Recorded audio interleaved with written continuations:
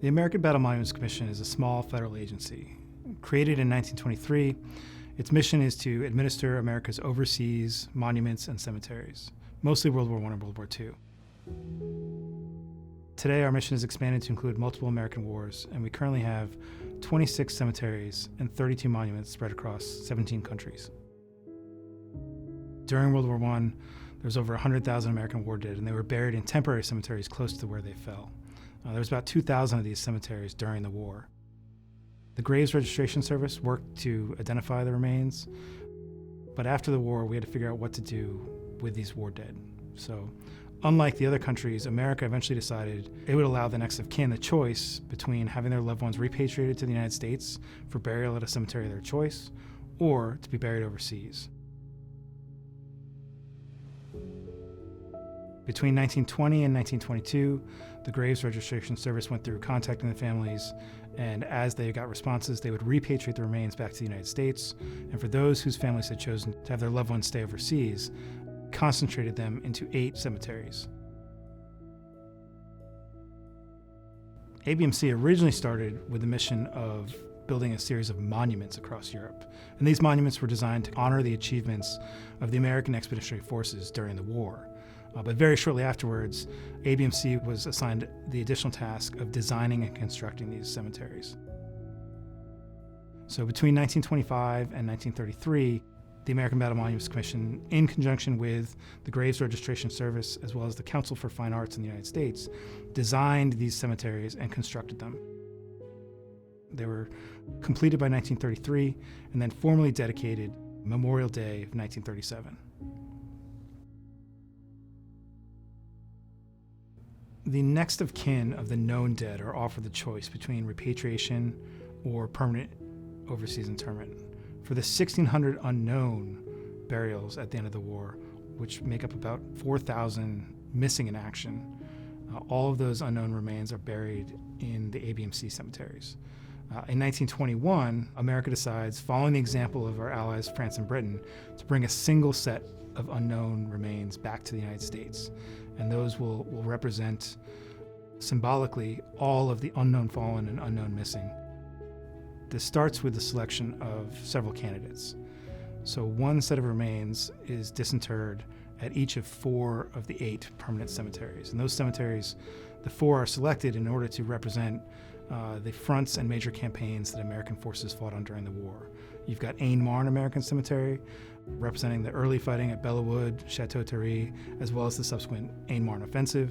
There's Somme American Cemetery, representing the American troops who fight under British command in northern France. Saint-Mihiel American Cemetery, which holds the remains of many of those who died in the first American-led offensive of the war. And then finally, the Meuse-Argonne American Cemetery, which represents the final offensive that ended the war. The 4 remains are then transported to Chalon-sur-Marne, where they are placed in the city hall and guarded overnight by an honor guard of French and American troops. The next morning, October 24th, there's a selection ceremony. And so before the selection ceremony, details of troops enter the room where the caskets are being guarded. The guards move out, and they rearrange the caskets so that no one knows which casket came from which cemetery.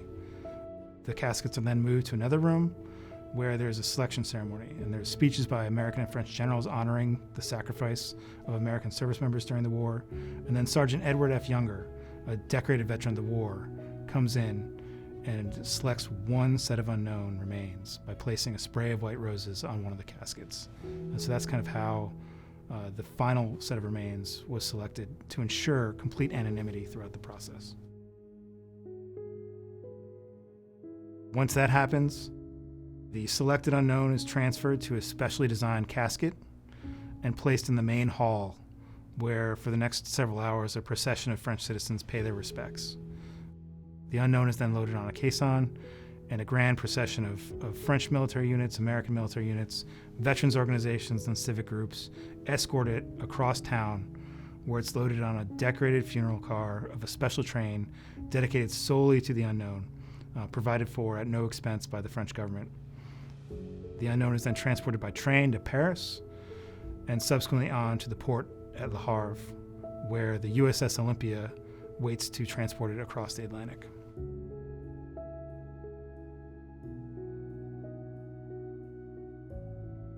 In bringing a single set of remains back, that remains is going to stand in for all the unknowns. And so this elaborate process that guarantees this unknown that makes it to Arlington and is entombed under the tomb of the unknown soldier, it serves a very important symbolic function. That unknown can now represent all of the unknowns, all of the missing. A next of kin whose loved one dies during the war and is missing could stand in front of the tomb and think, that is my son, my husband, my father, my brother. And I would argue that this universality goes even further, and that the tomb of the unknown soldier has come to represent all of the American fallen who paid the last full measure of devotion, whether or not they are ever identified. In many ways, that universality at Arlington has its counterpart in the American Battle Monuments Commission's Walls of the Missing. So if the tomb of the unknown soldier symbolically represents all unknowns, those unknowns and those missing are also specifically represented at ABMC's cemeteries and memorials. So each of the 4,453 unknown from World War I is recognized by name somewhere on one of the walls of the missing that are located at each of the 8 World War I ABMC cemeteries. And as ABMC's mission expands to include other wars, this continues. And all of the missing of World War II, of the Korean War, of the Vietnam War are also honored by name somewhere at an ABMC site. The American Battle Monuments Commission's mission is really to honor and tell the story of these fallen.